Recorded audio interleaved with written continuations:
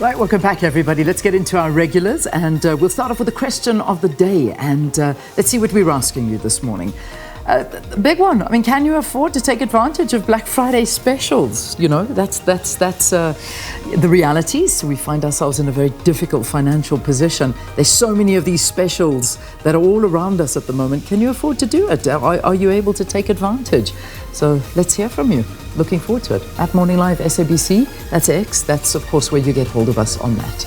Yeah, the same for Facebook, Morning Live SABC. And, of course, you can send us your voice notes at 078-459-1897. And as we always plead, short, sharp, to the point, preferably in a quiet space where we can hear you. And also, don't forget to tell us where you actually are writing or even sending your WhatsApp voice notes to us from. Yeah. And let me also remind you, the weather desk is asking for those beautiful pics, you know, where you at, the sunrise pics every morning. Do share those with us as well. And apparently no selfies. So this one's about the view, not you in front of the view, just so you know.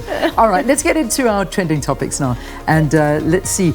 There's been a lot out there and there's just so many. I don't know, it's up and down, it's a bit of a mess, but we'll try and make sense of as much as we can. So Unti is the one trending topic at the moment. I think Unti has also, two things. I think she's come out with a new single, so people are talking about that as well. But there's also something that's saying that she's going to I think there's a documentary or there's something that's coming out that's going to give her side of the story in terms of what happened in her journey, particularly at Kai FM. So that's the one thing. So it says Unti and Kai said her upcoming documentary will reveal everything, adding that people will finally get both sides of the story about her legal battle with Kai 949. So that's a lot, and so people are just talking a lot about that. So Unti is right up there. Yeah, she was at a fashion show. She was catching smoke over things about with or without makeup. So there's just a lot going on around that. There really is. And also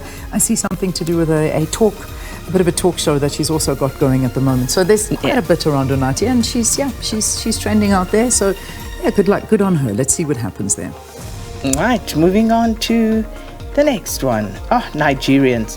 Again, as we said this morning, these trends are all over the show. Yeah. So we trying to pull them all together. Well, one of the reasons why Nigeria is trending is BBC reporting yesterday that Nigeria will now supply more gas to Germany after the two countries signed a deal that will also include about $500 million in renewable energy investments in the West African nation. So that's one of the reasons why they were trending, people talking about that.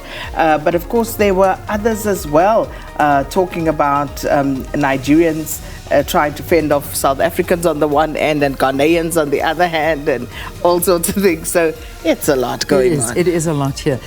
Same with the next trend, which is Tony Leon. And Tony Leon is also out there trending. And I think that I think it's a bit of a, just...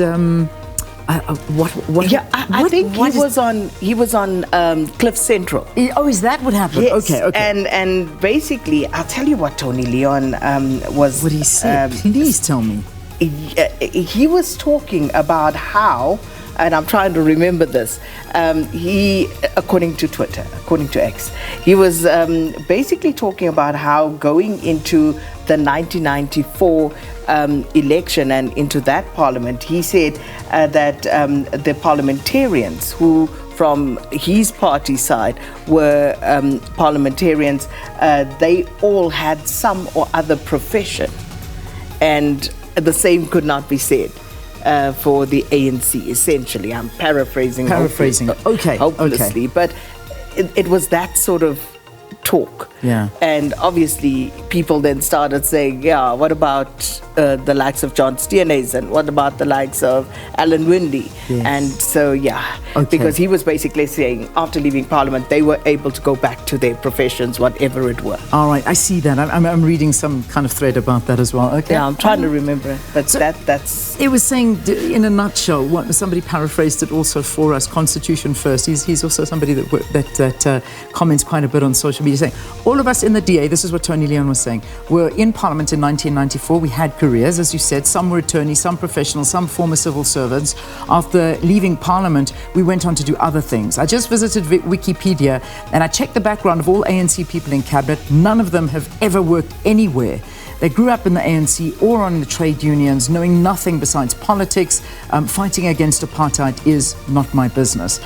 They have no skills, nothing. These people are expected to manage ports, complex entities, and trillions of money. It's useless. There is a report from the National Treasury which shows that 55,000 public servants earn over R1 million. They are useless, they add no value, and have a vested interest. They are all ANC cadres, in a nutshell.